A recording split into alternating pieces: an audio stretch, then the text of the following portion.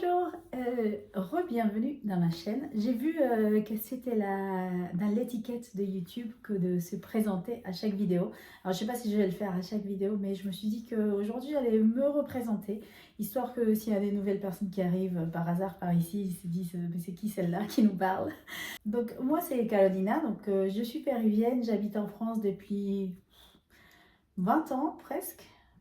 20 ans cette année. Ça fera 20 ans cette année que j'habite en France en fin d'année. Je vais faire une fête. Je devrais faire une fête. Je sais pas. Et donc j'ai commencé la couture un peu comme beaucoup de gens pendant le Covid. J'ai fait des masques et je dis waouh, on peut faire des choses soi-même, trop bien. Et du coup, voilà, j'ai commencé à coudre des vêtements et voilà. Et pareil pour le tricot. Alors c'était pas pendant le Covid, c'était peut-être un peu avant, mais c'est pas un loisir sur lequel je me suis beaucoup investie. Sauf ces derniers temps, du coup vous verrez.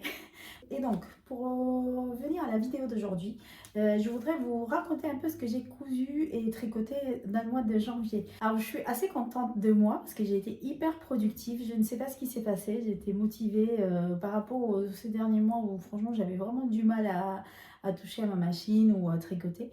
Mais là, en mois de janvier, je sais pas, j'étais au taquet, j'ai cousu plein de choses. Enfin, plein de choses. Après, c'est toujours relatif. Peut-être que vous allez trouver que c'est pas beaucoup, ou vous allez vous dire, mais c'est quoi tout ça? Bref, je ne sais pas ce que vous allez dire, mais en tout cas, pour moi, je trouve que j'ai été très productive et en plus, et ça, je voulais le dire, le faire remarquer aussi, je trouve que finalement, tout ce que j'ai fait, c'est hyper logique en fait. Tout va avec tout. Alors, c'était pas, ça n'a pas vraiment été fait exprès, hein, c'est juste que, je sais pas, j'ai choisi des pièces qui étaient assez... Enfin, il y a beaucoup d'unis après, donc forcément, ça se marie plus facilement avec d'autres choses. Mais en tout cas, oui, je sais pas si vous voyez sur Pinterest, des fois, quand vous cherchez enfin, capsule wardrobe, bah, c'est exactement ce que j'ai fait. Je me suis fait une garde-robe capsule de janvier. Voilà, donc je vais vous montrer un peu tout ça. Donc on y va. Donc pour le premier projet que j'ai terminé en janvier, il s'agit du short Steffi, jupe short, Steffi de chez Clematis Patterns. Je ne sais pas si on le voit bien, mais comme d'habitude, vous aurez la photo qui va bien.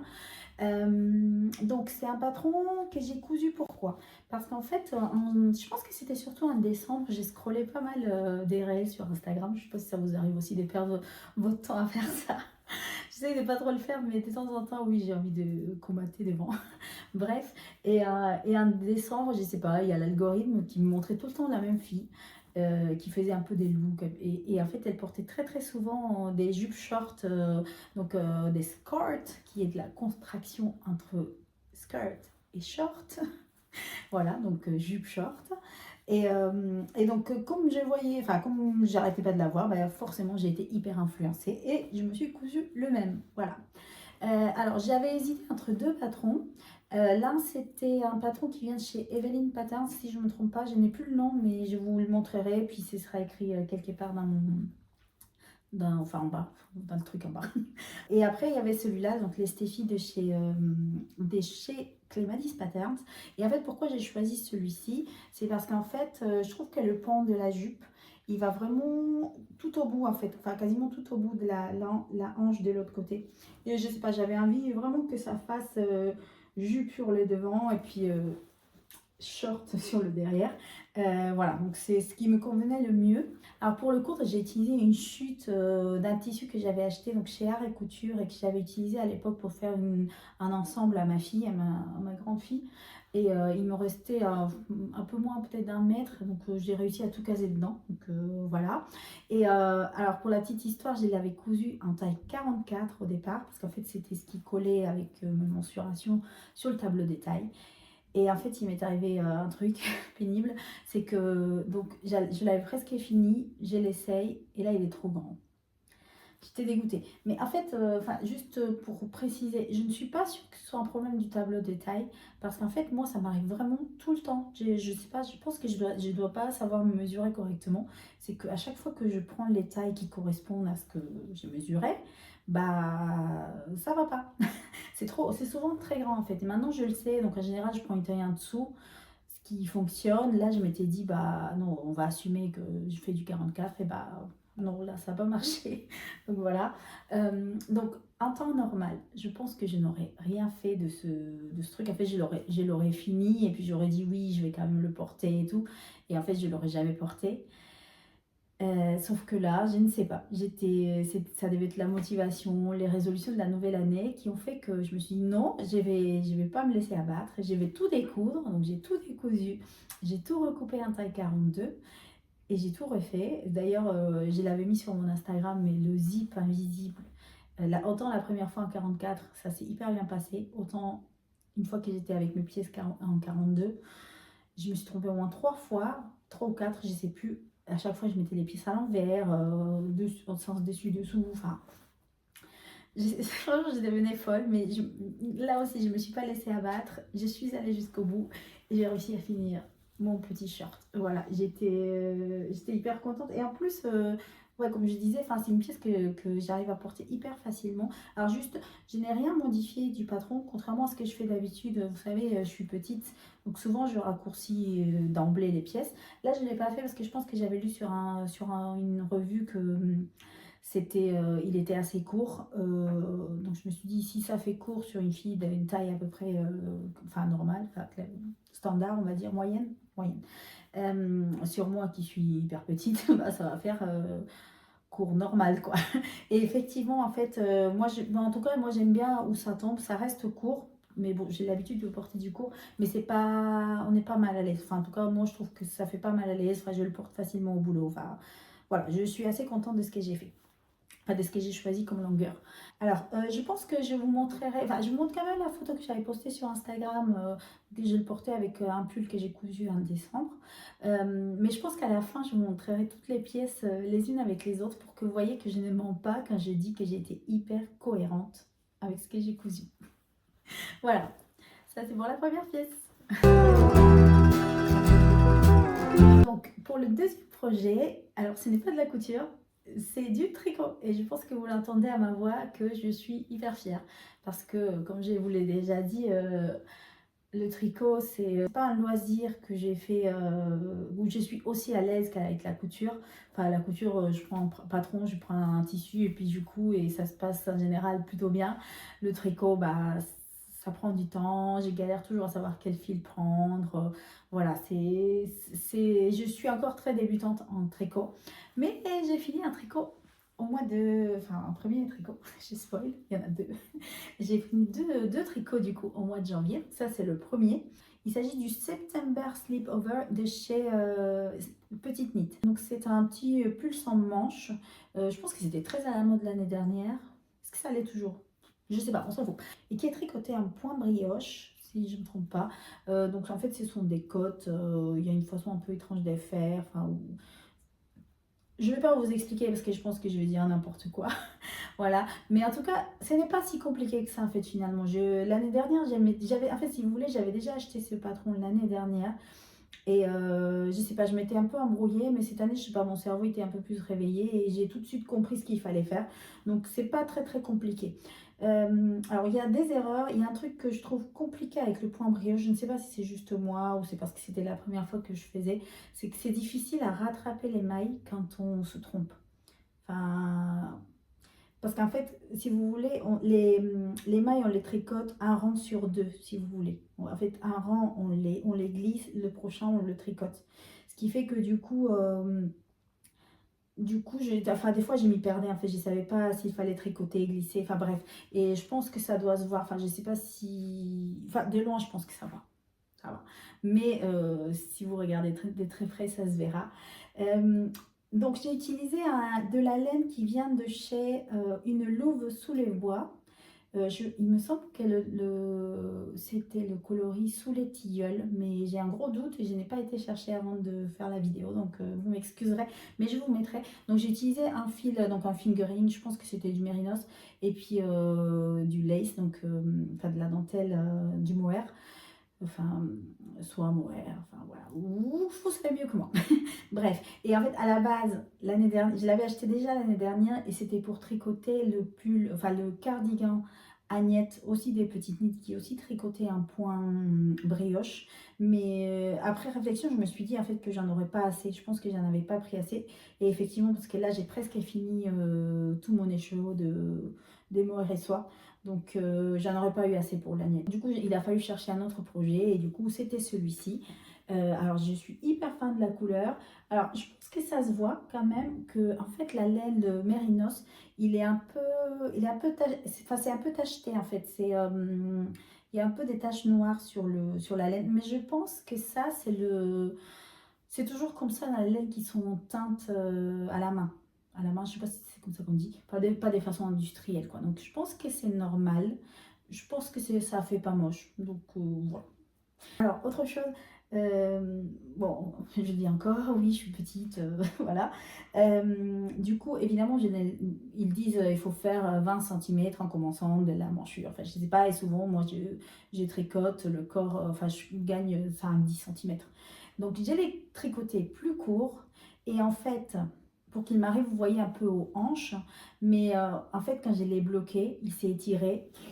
Donc, il est vachement long, en fait, par rapport à ce que je voulais. Il est portable, je vous le montrerai quand même. Je me dis peut-être si je le blouse un peu avec une ceinture, ça pourrait aller. D'ailleurs, j'essaierai quand je vous ferai une petite photo. Mais c'est pas ce que je voulais quoi. Je voulais qu'il soit vraiment court. Donc je m'ai dit ouais, je pourrais détricoter parce que de toute façon la fin elle est ici, donc on peut détricoter. Mais comme je vous ai dit que j'ai un peu du mal à rattraper les mailles quand on n'est pas, quand on les perd. Du coup, ça voudrait dire qu'il faut que je les détricote une à une et ça va être tellement long. Donc, je sais pas. Pour l'instant, j'ai pas encore décidé si je le détricote ou pas, mais en tout cas, je l'ai déjà porté 2-3 fois. Enfin, je le trouve trop mignon. Si le mohair, il est très peluchu. Ça, c'est un peu chiant. La dernière fois, je l'ai porté avec du noir et il y avait partout. Je crois que j'ai vu quelque part qu'il y avait un truc, vous voyez, comme les rasoirs là pour les tricots, pour le mohair. Faudrait que je me renseigne parce que vraiment, il est très très peluchu et des fois, c'est un peu chiant. Mais voilà. En tout cas, fierté de l'extrême. Donc troisième pièce, et pas des moindres, j'ai cousu un manteau. Et oui, il s'agit du manteau Ara de chez Made in Estelle. Alors je crois que je vous en avais déjà parlé dans une vidéo précédente, comme quoi je voulais coudre ce manteau. Donc j'ai acheté un lainage que j'avais en stock, que j'avais acheté je crois il y a 2 ans. C'était au marché des tissus à Roubaix. Et voilà, je lui ai enfin trouvé le projet qu'il lui fallait. Je vous mettrai la petite photo parce que, encore une fois, j'ai pas assez de recul pour. En tout cas, ce que je peux vous dire sur ce manteau, c'est que j'ai beaucoup aimé le coudre parce qu'il n'y a vraiment pas beaucoup de difficultés à part les poches passe-poilées. Alors, est-ce qu'on va les voir vu la couleur que je n'ai... Ah oui, elle est pas... Ah, voilà. En fait, je ne suis pas hyper contente de mes poches passe-poilées. Déjà, vous voyez, en fait, le revers, il est en doublure. Ça, c'est ce qui est indiqué dans le patron. Et, mais du coup, je pense que j'aurais gagné peut-être à faire une sous-piqûre ou je sais pas, faire quelque chose parce que du coup, je trouve qu'on le voit, enfin, on le devine un petit peu et ça m'embête un peu. Et pareil, en fait, je ne sais pas si ça se voit comme ça, mais les poches, elles sont cousues à la diagonale. Du coup, enfin, ça m'a un peu perturbée au moment de la couture. J'ai galéré, j'ai dû défaire 2 fois une des poches. Et je trouve que, enfin, je sais pas, ici peut-être, ouais, ici ça se voit. Vous voyez le bord de la poche, enfin l'angle de la poche n'est pas couvert par mon rabat. Donc bon, ça m'embête un peu. Je pense que c'est pas non plus hyper catastrophique. Enfin, j'ai déjà fait pire pour des poches passe-poilées, on va pas se mentir. Mais en tout cas, à part ça, il n'y a vraiment aucune difficulté parce qu'en fait, le col, enfin, on n'a pas de col enfin, tailleur, on n'a pas de fente. La doublure, elle est, enfin, c'est une doublure classique, il n'y a rien, il y a vraiment rien de compliqué. Petite particularité sur ce manteau, en fait, on a des manches en bord-côte. En fait, la doublure se finit avec un bord-côte. Est-ce que je vais réussir à vous le montrer? Voilà. Voilà, en fait, on finit la doublure avec un bord-côte, ce qui fait qu'en fait, le bord-côte, il dépasse un petit peu des manches. Et je trouvais ça plutôt mignon comme détail. Alors, c'était parce que j'avais la flemme d'attendre de trouver du noir que j'ai pris ce kaki-là. Et finalement, je suis assez contente parce que ça lui donne un petit détail en plus. Ce que je peux vous montrer aussi, c'est les boutons que j'ai trouvés. Est-ce qu'on va les voir? Voilà, ah non, c'est là, il y a un vert. Voilà, ce sont des boutons en forme de couronne de reine. Du coup, voilà, je suis une queen. n'importe quoi. Bref, je me suis aussi amusée à lui mettre une petite étiquette parce que je vous l'avais dit la dernière fois, je fais collection d'étiquettes en ce moment, sauf que je m'en sers jamais. Donc là, je m'en suis servie. Pour la doublure, j'ai utilisé un satin de coton que j'avais dans mon stock aussi. Donc vous voyez, j'ai pas. C'est vraiment un manteau qui m'est revenu pas très cher parce que j'avais quasiment tout en stock. Enfin, oui, tout ce que j'ai utilisé, je l'ai acheté à un moment. Mais on va dire que cette année, je n'ai pas dépensé beaucoup. Girl math, ça s'appelle. Voilà. Mais en tout cas, je suis hyper contente de ce manteau et franchement, je le porte tout le temps. Forcément, comme il est noir, bah, il peut être porté avec tout. Donc, hyper contente de ce manteau. Voilà. Donc j'ai aussi cousu une autre pièce en noir. C'est vrai que je ne coupe pas beaucoup de noir en général, mais là, je sais pas, j'étais un peu inspirée par cette couleur. Ça doit être les temps moroses, je sais pas. Et donc j'ai cousu cette petite jupe qui, encore une fois, est faite dans une chute. Je voudrais des félicitations, s'il vous plaît, parce que je pense que tout ce que je vais vous montrer, je n'ai rien acheté cette année. C'est franchement, bravo moi, quoi. Bref, donc c'est une jupe, en fait c'est une jupe que j'avais des simili-cuir, c'est un simili-cuir que j'avais acheté l'année dernière, j'avais cousu un pantalon et franchement j'avais trop galéré parce que j'avais pas l'outil primordial pour coudre du simili-cuir, c'est-à-dire le pied à double entraînement dont je vous ai déjà parlé. Vous savez que je suis enchantée par ce pied.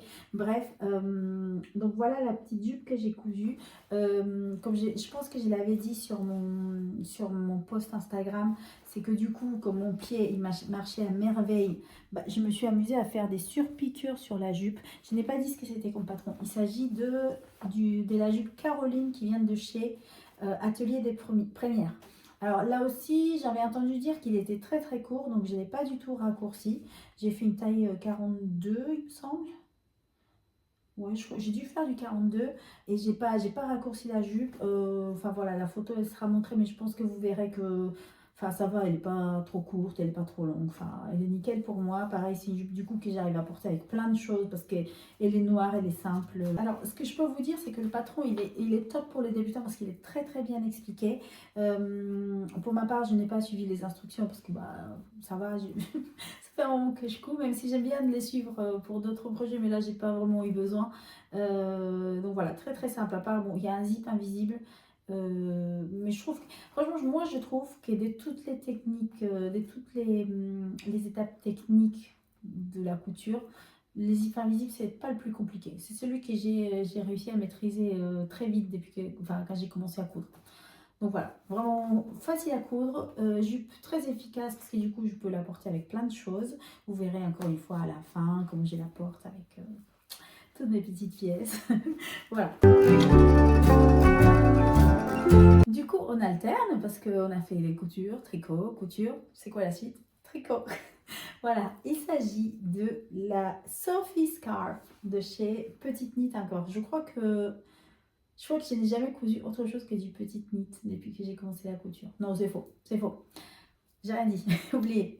Bref, en tout cas, j'ai cousu... Enfin, non, j'ai pas cousu, j'ai tricoté cette Sophie Scarf. Je vous en ai déjà parlé parce qu'en fait, j'avais offert le kit... Enfin, j'avais fait un kit à ma fille pour qu'elle puisse se tricoter elle-même et je voulais le tricoter en même temps qu'elle. Au final, je l'ai fini plus vite qu'elle parce que je voulais pas attendre. Et en fait, il va hyper vite, enfin, c'est hyper simple. Encore une fois, c'est un tricot pour débutants. On n'est que sur du point mousse. On a des augmentations et des diminutions, mais ils sont assez bien expliqués.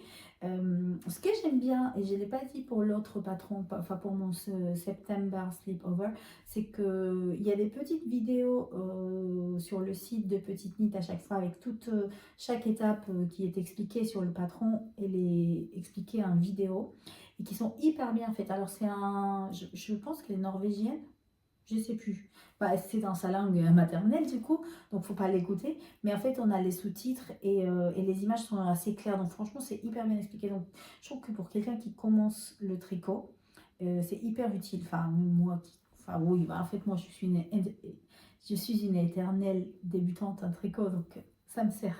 Donc, mais voilà. En tout cas, je suis hyper contente de la couleur, elle est hyper jolie. Je vais le mettre devant vous. Attention, je le trouve trop joli.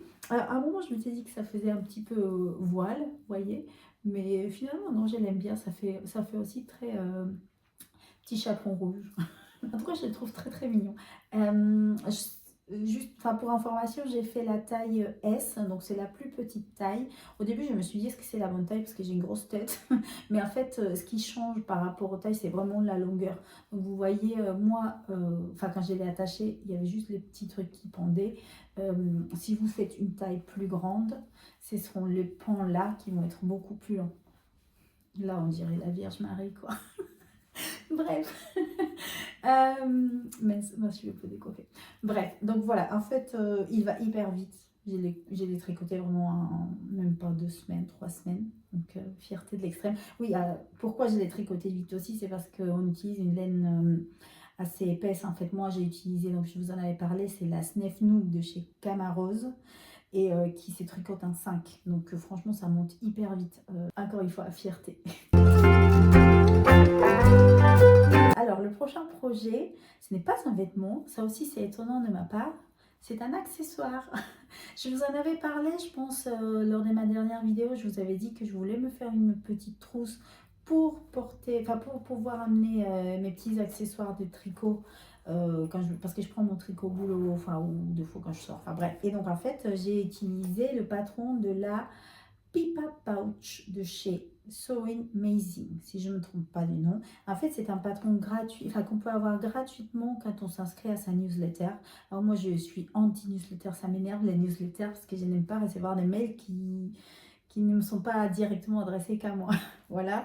Mais je me suis abonnée à sa newsletter pour pouvoir avoir ce petit patron que je trouve trop mignon. C'est ce que j'aime bien, c'était cette forme un peu de demi-lune qui est hyper mignon. J'ai utilisé des chutes encore, enfin bravo moi s'il vous plaît, des chutes, donc j'ai utilisé une chute du velours que j'avais utilisé pour une de mes jupes Rosary que je vous avais montré je pense il y a 2 ou 3 vidéos, et à l'intérieur pareil j'ai utilisé pour la doublure une chute d'un coton indien qui est trop beau d'ailleurs. Bref, en tout cas, ce sont des chutes. Pareil, j'avais déjà le zip. J'ai ajouté une petite étiquette qui vient de chez Marmaille. On ne la voit pas très bien. Voilà, 1, 2, 3 soleils. Voilà, j'ai fait un petit matelassage sur le velours. D'ailleurs, je ne sais pas si on le voit en fait. Je ne sais pas si on le voit un petit peu. En fait, je vous avais posé la question sur Instagram, enfin sur une story. Est-ce qu'à votre avis, je matelasse ou pas? Et franchement, vous avez dit non. Je ne vous ai pas écouté. Et pareil, je vous avais proposé 2 étiquettes. Et c'est pas celle-là que vous aviez choisie. Enfin, vous ou les personnes qui sont sur Instagram, parce que c'est peut-être pas les mêmes personnes. En tout cas, les personnes n'avaient pas choisi cette étiquette-là. Et pareil, je ne vous ai pas écouté. C'est pas sympa. Mais en tout cas, je suis trop contente de ma petite trousse. Enfin, je pense que vous l'avez vu, mais elle est déjà remplie avec mes petits accessoires de tricot. Je suis trop contente. Je ne suis pas très accessoire en couture. Je pense que c'est souvent le cas, les personnes qui aiment bien coudre des vêtements ne sont pas très fans des accessoires. Je ne sais pas pourquoi. Mais en tout cas, très contente de cette petite trousse. Elle existe en 2 tailles. Ça, c'est la plus grosse. Mais je pense que j'ai envie de me faire une plus petite. Vous savez, peut-être un mode porte-monnaie ou quelque chose comme ça. Bref, je promets rien parce qu'encore une fois, je ne suis pas très couture d'accessoires. Mais en tout cas, très contente. Alors, la prochaine couture, ça va changer un petit peu parce que je vous ai montré beaucoup de noir, beaucoup de gris. Et là, c'est ni noir ni gris. C'est du fuchsia cette fois-ci. Il s'agit du suite Charlie de Maison Cobalt. Et d'ailleurs, si vous vous dites, ça j'ai déjà vu quelque part, c'est parce que je porte le même. En fait, ça c'était la première version que j'avais cousue. En fait, ce patron, allez, il y a beaucoup de variations, il me semble. Et beaucoup de tailles d'ailleurs. On a des tailles enfants et des tailles très grandes pour hommes. Et moi j'ai cousu la version, enfin avec un col simple, et j'avais cousu la version crop. Alors on voit pas très bien, non je suis passée, la caméra elle est un peu trop haute, mais en tout cas j'avais cousu la version crop mais qui sur moi n'était pas très crop, enfin il arrive vraiment à mes hanches. Mais voilà, je l'aimais bien, et pareil pour les manches, je les avais pas raccourcies, vous voyez elles sont un peu longues. Ça c'était ma première version, et du coup sur cette deuxième version là, cette fois-ci j'ai raccourci, j'ai enlevé 5 cm sur la sur la longueur. Et pareil, je pense que j'ai dû enlever 3 ou 4 centimètres au niveau des manches. Et voilà, et du coup, il fait plus crop, en fait. Il arrive vraiment au tout début des hanches, en fait. Ouais, du coup, ça fait pas hyper crop non plus, quoi. Alors, je l'ai cousu dans un tissu, donc dans un molleton que j'avais acheté chez Motif Personnel au CSF. Donc, je vous l'ai déjà montré et je me souviens que je vous avais dit à ce moment-là que le tissu, il était un peu épais. Enfin, il est assez épais, en fait, il s'étient bien. Et effectivement, quand j'avais essayé la première fois, je trouvais qu'il faisait vachement de volume par rapport à celui-là qui est un peu plus loose. Celui-là, il se tient un peu plus. Mais je pense que j'aime bien le style. Enfin, ça ne me dérange pas pour le coup sur un suite. Je l'ai porté qu'avec des leggings pour aller à mes cours de danse. Mais je pense que je vais pouvoir le porter avec les pièces que je vous ai montrées avant. Puis comment je vous tease depuis tout à l'heure pour que vous restiez jusqu'au bout pour voir toutes les pièces. J'espère que je vais réussir à faire ça correctement. Ça se trouve, rien ne va avec rien et tout est dans ma tête en fait. Non, on y croit, on y croit. Bref, je disais, donc pour ce suite, j'ai lui ajouté une petite étiquette.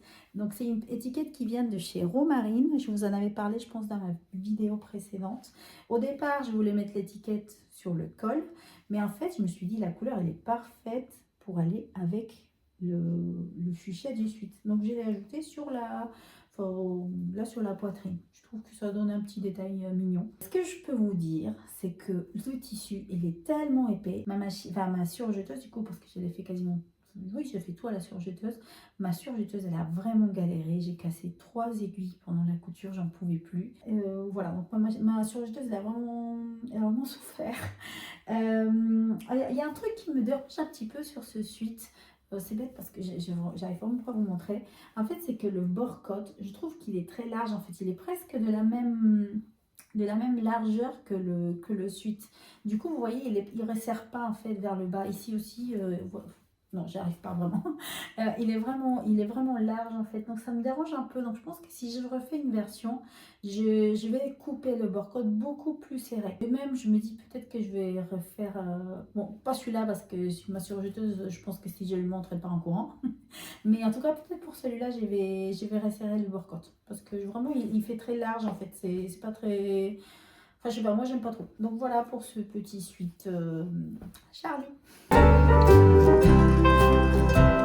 Et donc, toute dernière cousette, là aussi, on n'est pas sur quelque chose d'hyper basique, quoique, souvent on me dit que le léopard c'est du basique, j'en porte là, et j'en ai cousu là. Alors, il s'agit du top L'aîné, c'est comme ça qu'on dit, L'aîné, ouais. Du top L'aîné de chez Laure Pierre. D'ailleurs, Laure Pierre, c'est une créatrice qui habite aux Pays-Bas, mais qui est péruvienne comme moi. Voilà, donc du coup, quand j'ai su qu'il y avait une péruvienne qui faisait de la couture, j'étais trop contente. Bon, je lui parle pas beaucoup parce que je la connais pas, je sais pas comment l'aborder. Mais en tout cas, c'est quand je vois cette histoire, je dis, ah, une péruvienne qui réussit. Et du coup, j'avais déjà cousu ce patron l'année dernière, je crois, ou peut-être l'année dernière, dans un jersey de laine blanc. Et en fait, que je n'ai pas beaucoup porté parce qu'il était un peu transparent en fait. Et du coup, j'avais pas les soutifs qui allaient avec. Enfin bref, je ne le portais pas beaucoup. Et en fait, il y a 2 semaines, j'ai découvert que ma fille, elle le portait tout le temps. En fait, elle me l'a piqué. Je me suis même pas rendu compte. Et je me suis dit, mais ça lui va vachement bien. Et donc, ce tissu que vous voyez là, encore une fois, ce n'est pas un tissu que j'ai acheté cette année. En même temps, j'ai triché un peu en disant ça parce que on n'est que le mois de janvier. Donc, forcément, je n'ai pas... Il y a des fortes chances que ce que je couds, je l'ai acheté l'année dernière, peut-être le 31 décembre. Mais non, mais bon, bref. En tout cas, celui-ci, je l'avais acheté l'été dernier. Ça vient de chez Coupon de Saint-Pierre. Donc j'ai un coupon de 3 mètres et je voulais justement me faire un haut et un bas. Là, j'ai trouvé le patron pour faire le haut, donc il s'agit de ce petit top. Pour le bas, je ne sais pas encore. On verra. Je pense le dessin technique pour que vous voyez un petit peu le détail, mais en fait, ce qui se passe, c'est que sur le côté de l'épaule là, on a des petites fronces. Est-ce qu'on les voit? Pas beaucoup. Je pense qu'on les voit pas beaucoup, et même quand j'ai fait la photo, ça se voyait pas beaucoup. Par contre, mon mari m'a dit vraiment si ça se voit, c'est mignon. On va le croire. Donc voilà, et je trouve que du coup, ces petits détails là, en plus le col de ces côtés là ici, il est très court en fait. Vous voyez, regardez ici, c'est que ça le cou. Enfin, c'est que ça qui est cousu au niveau de cette épaule-là. Donc vraiment ça. Donc ça fait vraiment une encolure un peu bateau sur ce côté-là. Et je trouve que ça lui donne une allure hyper élégante. Enfin, moi je trouve que c'est un top parfait pour le boulot en fait. Bon, après j'ai choisi du léopard, hein, faut l'assumer, même si je trouve que c'est rentré dans les têtes, enfin, ce n'est plus trop olé olé dans la vie enfin, dans la tête des gens. Mais je trouve que la forme du top, il est vraiment très très élégant. J'aimerais bien me coudre un pantalon, vous savez, à pince. Je trouve qu'il serait super beau avec, ça ferait une tenue hyper élégante, très working girl. Bref, donc à essayer. Il faut que je trouve le tissu noir pour. Encore du noir, je sais pas. Bref, en tout cas très très contente d'avoir cousu ce patron. Je l'avais cousu déjà une fois et je l'ai cousu une deuxième fois. Il est hyper facile à coudre, hein. C'est franchement en une demi-heure, il est terminé. Bon voilà, du coup j'ai terminé de vous montrer toutes les pièces donc, que j'ai cousues ce mois-ci. Donc maintenant je vais vous montrer la tant entendue vidéo avec toutes les pièces mixées les unes avec les autres pour vous prouver que j'ai pas menti. J'ai vraiment fait une capsule wardrobe. J'espère que ça vous plaira. Dites-moi, on se revoit juste après.